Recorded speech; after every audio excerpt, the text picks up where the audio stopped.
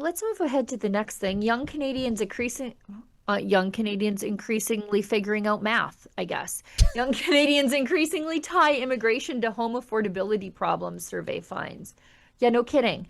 Canadians' attitudes towards immigration are the most negative they've been since the early 1990s, driven particularly by young people linking high migrant inflows to affordability and a housing shortage. Mm. Of course. They say recent survey results have particularly stood out because of a pointed negative shift in attitudes towards immigration after more than 2 decades of mostly pro-immigration sentiment across the country. This prompted the researchers to conduct a historical analysis of immigration attitudes in Canada to gauge when previously Canadians held such a negative view. It's almost like young people are embracing the proven laws of supply and demand. Yep. We have supply and demand affects your wages, it affects housing, it affects your access to healthcare, it affects everything. And I'm very glad to see them figuring it out. Well, Now Sheila, we have to do something about it.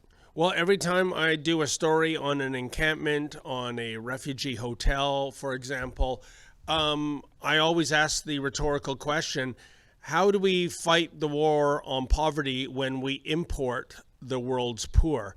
And in the process, put them up in 3 and 4 star hotels, including those in Niagara Falls, Canada's top tourist destination. But yeah, the sad reality in certain markets in Canada, the Greater Toronto Area, Vancouver, for a young person, even making 6 figures right out of school, you can't get into the housing market. You just can't. Even and that is why, I mean, my own 2 sons years ago moved 5 hours down the 401 to Windsor, Ontario to buy a house, because I can tell you this, that house they have in Windsor, Sheila, would cost 4 times as much in Toronto. And yes, they'll be paying it off for another 30 years, mark my words, unless, of course, there's some kind of UNDRIP announcement to come and, somebody from the federal government says, oh, you don't actually own that. So sorry that you busted your ass for 30 years paying off your mortgage.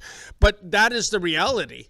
There are certain areas of this country that are completely unaffordable for our youth. And it breaks my heart, because what are they to be? Stay at home forever, to be renters forever? That's just not right. Sounds like that report that predicted, multiple families living in the same home with a forever mortgage, the 2040 report, the doomsday report, where people would be strangling ducks in the local public park to make ends meet. That was one of the things that those bureaucrats feared would be the case in that report. Now, you say that that's an Ontario problem, and I agree with you, because my hardworking son and his beautiful bride live in a bit of a McMansion in Fort Saskatchewan, and I bet you it would cost like $3 million in Toronto, and it's just your standard suburban house out here. Oh, even without seeing it, I know it would, Sheila. And the report you speak of, this is very important. To me, this was the most overlooked, underreported story of the year. Certainly Pierre Poilievre on the campaign trail alluded to it, but it was a Privy Council report, not some guy on internet just, blue skying. And what Sheila's talking about was 2040, which is less than 15 years away. Canada is basically a dystopian society. The rich have either fled to other countries, or they're living in fortified, gated communities. And the rest of us are foraging and illegally hunting and illegally fishing just for the bare necessities. 2040. And like I said, this is a Privy Council report. This is shocking, Sheila. And you know what? I got to tell you, when I drive around this great dominion of ours, 2040 is here already in certain communities. I mean, you go to Hamilton, I can't believe the number and the size of the homeless encampments there. It is right out of a zombie apocalypse movie. And I'm not saying that to be funny or to be mean. I'm just telling the truth. Yeah, look at this. In 2040, people will see inheritance as the only reliable way to get ahead. Owning a home is not a realistic goal for many. In 2040, try in 2025. Yeah. Some take out intergenerational mortgages and have several generations of family living together. Others enter alternative household mortgages with friends. A growing percentage of homeowners also own rental properties. They oppose policies to expand the housing supply or freeze rents. And you understand why people would be like that, because you got to rent something out at a high rate to pay for the place you're already living in. Inequality between those who rent and those who own has become a key driver of social, economic, and political conflict. Brother, we're already here. And liberal policies are making it worse. I wrote this up this morning in the series of order paper questions that came in, and I raced nice and early to beat Blacklock's to it. But the housing ministry did zero analysis on how international students impact housing. They're coming here. You're giving them hundreds of thousands of study permits to study at fake driving schools, and you never even considered, where are we going to put them all? They never even thought of that. And so now we have this housing crisis in places where these fake training schools are. Toronto, I'm looking at you. And they didn't even look. They've never even considered it. Like, the kids are figuring out supply and demand. I'm curious why the government isn't. And places like beautiful Brampton, the fiefdom of sneaky Patrick Brown. I think at last count, Sheila, we counted more than 90 bogus diploma mills there. Holy moly. Yeah. And, typically you'll go to a strip plaza, and on the top story, the second story, is an immigration lawyer or immigration consultant office. So you see, it's like one-stop shopping, right? And what's happening all over Canada right now, especially from those from India, and don't say I'm being racist, because I'm getting a lot of this information from a great source in the Indian community who is himself Indian. He goes by the name of Ted Smith, not his real name, of course. But they are having demonstrations sometimes on a daily basis at the legislatures across Canada demanding permanent residency. And in some cases, they're getting it, Sheila. Like, you were never meant to be a citizen. There's, the T word, temporary. That means you got to go back. Right? That was another thing that I wrote up. And Blacklock's has a portion of this in his story, because I did race to beat Blacklock's, because I have such healthy competition with Blacklocks. They don't even know I exist. But I'm sure you're wrong about that. Oh, I'm out there trying to beat them anytime these order paper questions come in. But there are 1 million foreign students in this country. 1 million.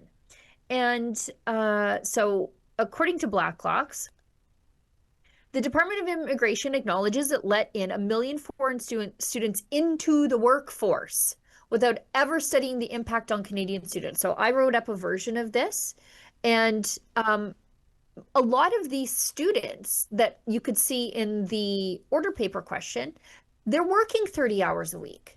So if you wonder why we have a high youth unemployment rate, it's not just the temporary foreign workers, it's the temporary foreign students. Also, a full 1 million of them, they're working at least 30 hours a week. That's technically full-time, effectively full-time. So why do we have like 16 to 20% youth unemployment rate? Right there. Not because our young people aren't just competing with cheap labor from the third world. They're competing with the students who are also competing with them at their own universities. And what's even more despicable are those corporations, Sheila, that have 0.0 problem with this, i.e. Tim Hortons. Tim Hortons. Gaming the system to get low-wage servitude at their restaurants. I think that's despicable, given that Tim Hortons is a multi-billion-dollar concern. Yeah, we're different than in Dubai. Like, Dubai has a temporary foreign worker underclass there. But that's because the Emiratis who live there are wealthy and they don't really want to work in the corner store. Yep. So they bring in a temporary foreign workforce that is actually larger than the Emirati nationals. But the Emiratis, their wages are not being suppressed by it. Our wages are being suppressed. We are being unemployed by this. I don't know why this hasn't stopped. In fact, Michelle Rempel asked that question like I think it was on Friday at committee where she was like, so why haven't you stopped the temporary foreign worker program? It's stupid. Yep. And Lena Diab was very confused by it all. She just didn't seem to understand what her job is, our immigration minister. Well, I do understand it, Sheila. When it comes to the corporate angle, you follow the money, don't you? And we did a video. It's a Tim Hortons at the Yonge and Lawrence in North Toronto. We found, see, this is how the scam works. They post a job, allegedly, saying we need a worker getting, I think it was either $30 or $35 an hour. Let's just say $30 an hour. I'll tell you, I know a ton of people that would grab that job in a nanosecond. But you see, we can't find anybody. So we need a temporary foreign worker. Oh, and by the way, when they come over into the Tim Hortons, they're not getting $30 an hour. No. And by the way, they dare not complain about shifts or hours or anything because they're under the thumb of the employer. They can say, hey, if you make things difficult for us, we're going to pull the chute and you're going to go back to India. So this is absolutely despicable. And I'm surprised that it's not getting the attention it deserves. I mean, yes, here and there, we do pieces about it. The National Post in June had a great story, front page story, the death of the summer job. Imagine that, Sheila. That used to be, a rite of passage, wasn't it? That in the summer between years at school or, whether it was high school or university, you'd get a summer job. It doesn't exist anymore. I've met kids that have put out 80, 90 resumes and they get butket, not even an acknowledgement of that resume. I wrote up an order paper question in the wee hours of this morning. 44 employees were convicted of illegally hiring ineligible foreign workers since 2020. Wow. Guess who's on that list? Tim Hortons? That's right. So, we've got 178 workers were involved in a single 2021 prosecution. 76 workers were tied to 2024 absolute discharges. So these guys are getting almost a slap on the wrist. Unbelievable. Absolute or conditional discharges, probation, charitable donations, community service, and fines as low as $2,500 per offense, even in multi-worker cases. Now, they can get penalties of up to $400,000. If you wanted to deter modern slavery, you might do that, but they don't seem to take this all that seriously. And I did list a few, including the Tim Hortons. And the order paper question listed a few people by name. Oh, the Peace River Dairy Queen. Well, I will never be patronizing there again. But anyway, they listed a few, and then the other ones, they said there's privacy concerns. And I'm like, they are peddling in modern slavery. What do you mean there's privacy concerns? But anyway, there's a few there. If people recognize a list or a company there, maybe don't patronize them. Wouldn't you think, Sheila, that the left, whether it's the left-wing media or the public service unions, they'd be all over this? You'd think. I mean, so what's going on here? Yeah. Yeah, like you would think that they would be remotely concerned about exploitation and slavery, but yeah. No.